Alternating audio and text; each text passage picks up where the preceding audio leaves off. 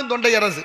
வேள்விமலை சாரல், இடமோ வேள்விமலை, அமர்த்திருப்பது பரன், பேசுவது தமிழ், வணங்குவது குகன், மூன்றெழுத்து கூட்டம். தவத்துக்கு ஒருவர், தமிழுக்கு இருவர், குணத்துக்கு ஓவர், சவத்துக்கு நால்வர், சகலத்துக்கும் ஐவர், சுவைக்கு அறுசுவை, ரிஷிகள் 7 7 சப்த ரிஷிகள் அப்படிமாங்க.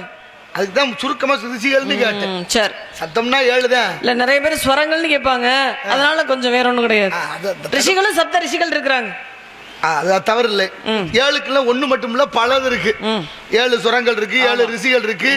அப்படி நிறைய விஷயங்களை சொல்லிட்டு இருக்கலாம். அது தமிழ்ல இருக்கு. ஆவண்ணா, ஈ அண்ணா, ஊவண்ணா, ஏ அண்ணா, ஓவண்ணா என்ற 7 எழுத்து இந்த சுரங்கள் தான். குரல், துத்தம், கைக்கிளை, உலை, இழி, விளரி, தாரம் என்று சொல்வது இது தமிழ்ல சொல்லக்கூடியது.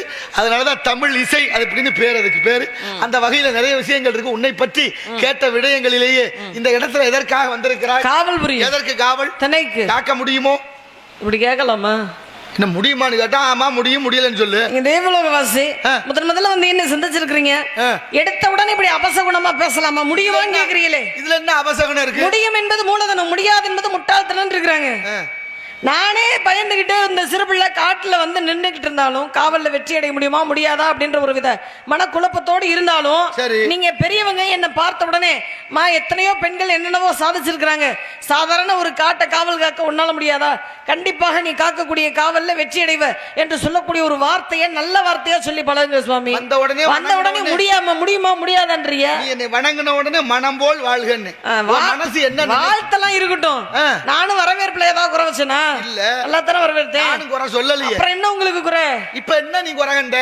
முடியுமான்னு கேக்குறீங்க. ஆமா. ஏன் என்னை பார்த்தா உங்களுக்கு சந்தேகமா இருக்கா? கேட்கணும். முடியாத மாதிரி தெரியுதா? ஆமா. முடியலதான். என்ன இல்ல, காவல் காக்க முடியாத மாதிரி தெரியுதா? உடம்புக்கு முடியலன்னு கேட்கல இருங்க. ஆனாலும் காவல் காக்க முடியுமான்னு கேட்டேன்னா அதுல ஏதோ ஒரு விஷயம் இருக்கு. அது ஏன் அப்படி கேக்குறீங்கன்னு கேக்குறேன். என்ன முடியாது? என்ன இப்பதானே பாக்குறீங்க. ஆமா. என்னுடைய திறமை என்ன, என்னுடைய தகுதி என்ன அப்படின்றது உங்களுக்கு ஏதாவது தெரியுமா? தெரியும். அப்புறம் எப்படி நீங்க என்னை இப்படித்தான் அப்படி நீங்க சித்தரிக்கலாம்? கவையாகி கொம்பாகி காட்டகத்தை இருக்கும் அவையெல்லாம் நல் மரங்கள். சபை நடுவே நீட்டோலை வாசியா நின்றான் குறிப்பறிய மாட்டாதவனே மரம். ஏன் சொன்னாங்க? நீங்க சொல்றது எப்படி தெரியுமா இருக்கு? அது என்ன பார்த்து நீங்க சொல்றீங்க. இதே ஒரு ஆண் மகனை பார்த்து நீங்க சொல்லிருந்தீங்கன்னா அது வேற. இந்த இடத்துல நான் ஒரு பெண் மகளாக நின்றுட்டு இருக்கிறேன். சரி, ஒரு பெண்ணாக நான் நிற்கும் பொழுது உன்னால முடியுமா அப்படின்னு கேட்கும் பொழுது அதை என்ன மட்டும் கிடையாது, என்னை சேர்ந்த பெண்கள் அனைத்தையுமே நீங்க அவமானப்படுத்துற மாதிரி ஆகுது. ஆமா. எப்படி அவமானம்? ஏன்னா என்ன சொல்றதும் சம்பந்தான், மத்த எல்லா பெண்களும் சொல்றதும் சம்பந்தான்.